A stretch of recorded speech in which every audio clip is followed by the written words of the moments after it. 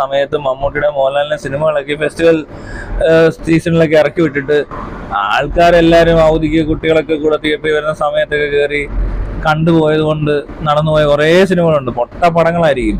അപ്പൊ അതുപോലൊക്കെ നടക്കാറുണ്ട്. അത് പോരാത്തതിന് മോഹൻലാൽ മമ്മൂട്ടിയെ കഴിഞ്ഞത് തന്നെയാ. ഇനിയിപ്പോ അവർക്ക് ഒന്നുകൂടെ ജനിച്ചിട്ട് വളർന്നു വരാൻ പറ്റത്തില്ലല്ലോ. കുഞ്ഞുങ്ങളായിട്ടല്ലേ, പിന്നെ യൗവനം തിരിച്ചു കിട്ടത്തില്ല. അപ്പൊ അതുകൊണ്ട് അവർക്ക് ഈ വേഷങ്ങൾ കിട്ടായി ഒന്നുമില്ല. ഇപ്പൊ നമുക്ക് ഒത്തിരിയും പ്രായമുള്ള നടന്മാർക്ക് പ്രായത്തിനൊത്ത വേഷങ്ങൾ, നല്ല കഥാപാത്രങ്ങളൊക്കെ കിട്ടുന്നുണ്ട്. പക്ഷെ ഇവർക്ക് അത് ചെയ്യാൻ ഈ നാട്ടിൽ പറ്റുന്നില്ല. ഇവിടെ എല്ലാവരും മാസും ഗ്ലാമറും ഒക്കെ തന്നെ വേണമെന്ന് അങ്ങ് ഡിമാൻഡ് ചെയ്യുന്നതുകൊണ്ട് പറ്റിപ്പോകുന്ന അങ്ങനത്തെ പ്രേക്ഷകരില്ല. പിന്നെ ഇവരാണേലും അവർക്ക് ഒന്നും ചെയ്തും കൊടുക്കുന്നത്, ഒന്നും എന്താ പറയണ, അങ്ങനത്തെ കഥാപാത്രങ്ങളെ ഒന്നും കൊണ്ടൊന്ന് ഹിറ്റാക്കാനൊന്നും ഇവരെ കൊണ്ട് പറ്റത്തുമില്ല. അതൊരു കഴിവുകേടും കൂടാ. അത് വേറൊരു കാര്യം. ഇവിടുത്തെ അതിനുള്ള സെറ്റപ്പിലല്ല ഇവിടെ കാര്യങ്ങൾ നടന്നുകൊണ്ടിരിക്കുന്നത്. അതിന്റെ ഒരു ബുദ്ധിമുട്ട് മോഹൻലാലിനും മമ്മൂട്ടിക്കും ഒക്കെ ഉണ്ട്. വേറെ രാജ്യത്തൊന്നും ഇങ്ങനത്തെ പാവപ്പെട്ടവരില്ല.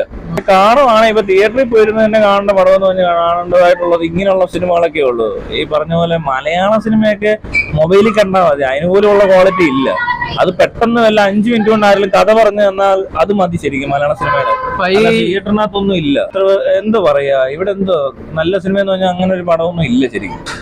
ഇപ്പൊ VFX ഒക്കെ ആണ്. ഇപ്പൊ ഒരു വെള്ളപ്പൊക്കമൊക്കെ കാണണമെന്നുണ്ടെങ്കിൽ നിങ്ങള് എന്തുവാ പടത്തിന്റെ പേര്, പക്ഷേ ഒരു പടം ഉണ്ടായിരുന്നു പണ്ട് ഈ സുനാമിയൊക്കെ വന്ന സമയത്ത് സിനിമ ഇറങ്ങിയായിരുന്നു, ഹിയർ ആഫ്റ്റർ എന്നോ എന്താ പറഞ്ഞ.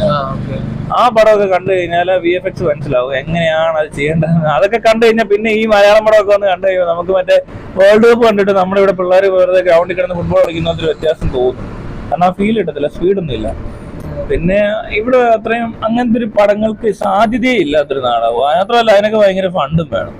പിന്നെ ഇവന്മാരെ കൊണ്ടൊന്നും ചെയ്യാൻ നോക്കത്തൊന്നുമില്ല ഇവിടെ ഉള്ളവരെ കൊണ്ട്. ഇവര് പഠിക്കുന്നത് തന്നെ ഇവിടെ അല്ലേ, അല്ല പിന്നെ പുറത്തുനിന്ന് പഠിച്ചു വരണം പിള്ളേരെ.